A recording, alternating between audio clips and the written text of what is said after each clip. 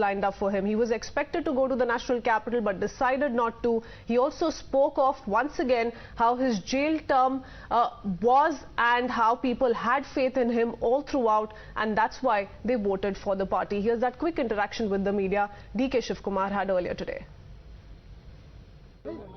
My party high command will take its call. I have not decided to go to Delhi still, because today I have lot of my people coming from all over the state. I have some small rituals in my house. Today is my birthday. Dr. Srimati Sonia Gandhi has appointed me as the Congress President with trust. We have got a massive majority of 135. We are not in power. With all the harassment, with all the trouble, with this double engine, with big force, still the people of Karnataka had faith in me and the party workers, and they have given me a gift of 135 plus one associate member, 36. Sir, most of What more gift you need? Let's quickly open this up. It's a developing story that Times Now continues to track very, very closely. We have Sam Prasad Mehka, leader of the Congress party, with us along with political analyst Mithun Vijay Kumar. My first question to you, Mr. Mehka, how soon can we hear it from the Congress party on who the next chief minister will be? That's a question on everyone's mind the last 2 days. Sir, I believe you're on mute. Yeah, okay. Yeah. I think it's not delayed and it will be out very soon. So there's no hurry. We just completed the CLP meeting yesterday and the deliberations are going on. It's a big decision. People need to consider everything and the decision will come out pretty soon. It's not taking weeks or anything like it took for deciding the Chief Minister of Assam, right? Okay. Mr. Mehka, the delay perhaps is not a problem here because it's a clear mandate in favor of the Congress party. Correct. They're most obviously not in any sort of a hurry, but the problem here is the kind of sentiment that continues to exist, you know, within the Siddaramaiah camp and the DK Shivkumar camp. There is an energetic cadre that we see on ground, and both of them clearly pitching for their respective leaders. So who the chief minister is going to be is something that's quite challenging at the moment, and how you're going to pacify the other camp is also something that the Congress needs to look out for. So how are they going to settle this? See, all of them are loyal Congress leaders, and the enthusiasm of their supporters is definitely can be understood, and they are entitled to have their voice their strong opinions. But I don't see any issue here. Whatever will be the decision, both of them are loyal Congress people, are huge assets for the party, and they will work together. And it's a good news for the people of Karnataka. We have a problem of plenty in terms of leadership. Okay, let me, before I go across to Mithun Vijay Kumar, quickly go across to Deepak joining us with another political voice. Deepak.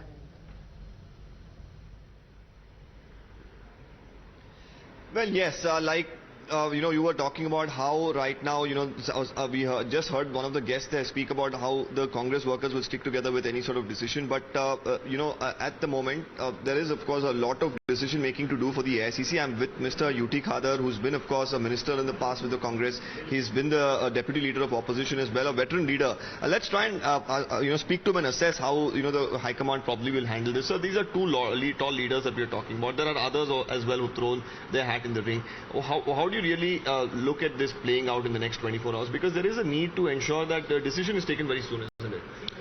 The High Command will have a formula, and we say that the Congress is united, and whatever the expectation the people of the Karnataka and voted for Congress for good and clean and a transparent administration, that will be given to the people of Karnataka by the Congress party. And I'm sure that all leaders are united, and every political party and every election takes place until the oath-taking ceremony. This is a procedure, and politically it will be there. The biggest question mark for the Congress was, even while tickets were being distributed in the run-up to the elections, that there are factions in the Congress party is what was spoken about. You have successfully, I must say, yesterday ensured that till now everything has been smooth. But this is of course the tipping point where this transition of course will define how the Congress party will function for the next 5 years. We've seen how the situation has unfolded in Rajasthan. What is being done to prevent a situation like that? How are they going to convince these two individuals? And more importantly, take us through what happened yesterday at the CLP. Was anything discussed about these lines? Oh, CLP was after every assembly elections, all new MLAs will join together, have a CLP meeting with the leaders, we will exchange the views of the election, how it happened, what happened. And our in-charge secretary also just discussed with the regarding the opinions also. And they will submit to High Command. See, Congress is a unresolved party. There have seen such type of issues, everything Congress experienced. And Congress leaders are seasoned. They will say that everything will be okay and everything runs smoothly. So there was a little bit of confusion yesterday, multiple leaders making different statements. Some of them said that there was a secret ballot that was chosen where MLAs voted who should be the chief minister. Were they given options as to say option number 1, option number 2, or how was this process, or was some of them, did they only speak to observers? Give us some clarity on that. No, it was whatever views was there, they can just put it to a ballot paper. It was just simple this one. And instead of it will take long time expressing, talking, discussion and all. So it is it's a matter of procedure. It is what you get as a procedure. And everything on done well. And I am confident both the leaders and all the leaders of Congress party are united. And we will work according to the Constitution of India and the ideology of the Congress party. So do you think a power sharing formula between Mr. Siddaramaiah and DK is feasible for the state of Karnataka? See, I don't know what the formula is done by High Command. See, High Command, all the senior leaders sitting together, having their own experience, knowing the culture, tradition and political scene of Karnataka, they will sit together, they will discuss and be one of the best formula where the people of this state and they will benefit and which will strengthen the development of Karnataka. And unitedly our leaders will go.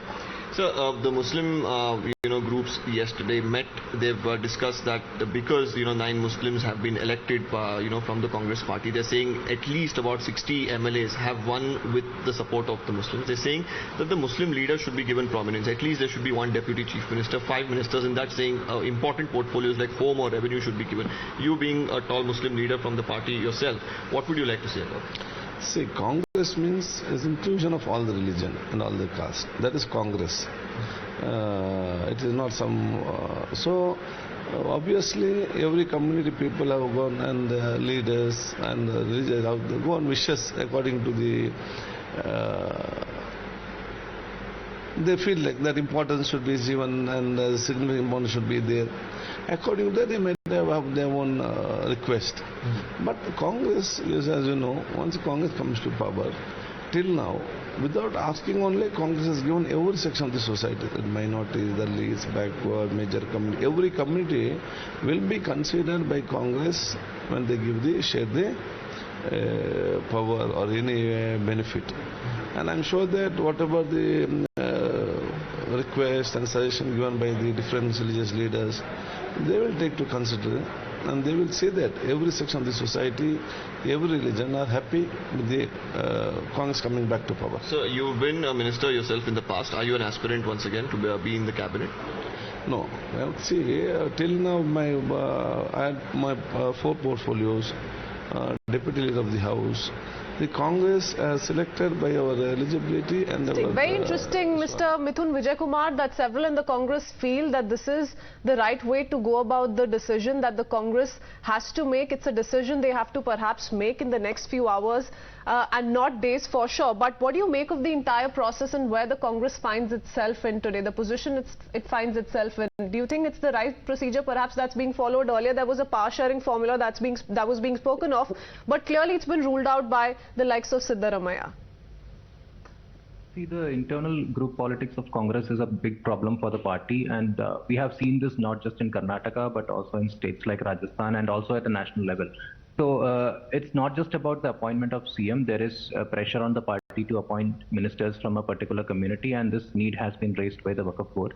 And when you ask them real questions, their only answer is that High Command is the final decision-making body, which we know is controlled by one particular family since ages.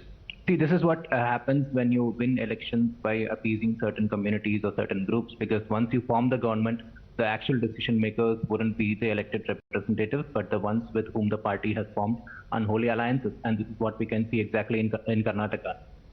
And the appointment of ministers But why is there a sense perhaps in the BJP that this is going the Rajasthan way?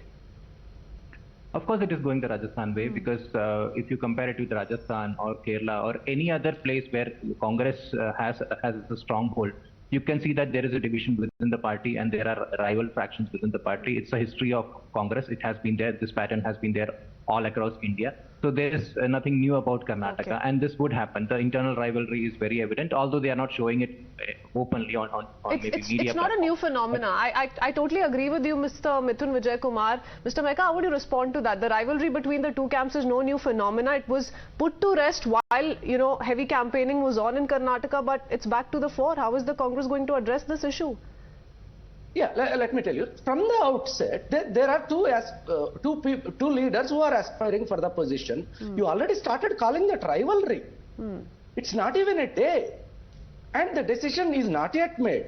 Okay, let's rein in our horses. Second, see... But can you rule out, Mr. Mehka, that this has a potential of going the Rajasthan way? I'm ruling that out. No, this is going to be a united team. It will work. And also, if there are differences of opinion in Congress, we have democracy to voice that out. And our party is a dynamic party which can accommodate diverse views. We're not driven by one or two Teflon-coated images. But that's not what's happened in Rajasthan. We Democratic still have Sachin Pilot raise some very serious questions against the Chief Minister there. That's why, because BJP is pathetic as an opposition there, we had to take that burden also. Okay. Mithun Vijay Kumar, are you convinced with what Mr. Mehka is saying? See, it's not just that we are comparing it with Rajasthan. There is a history that Congress has. If you see the rivalry of Congress, it has been there since ages. Now, if you remember how Umman Chandy and A.K. Antony formed the alliance to throw out, Mr. K. Karunakaran, who was a very strong leader of the Congress and the CM. So Congress has a history of, such groups within the party that are rivaling positions with each other.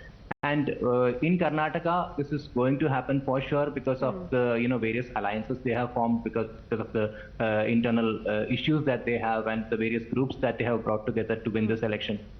Okay. So in the coming days, it would become very evident, and the whole drama is going to unfold. Okay, and how the party high command addresses this issue that pretty much is at the center of the politics we're witnessing in Karnataka is something that we're really watching out for. Thank you, both of you, for speaking to us. If we talk about the kind of tussle that's on, the kind of decision making that the party high command has to do, the next few hours, very, very crucial at that. We are into a very quick break. My colleague Siddharth takes you through the latest on the other side. Be right back.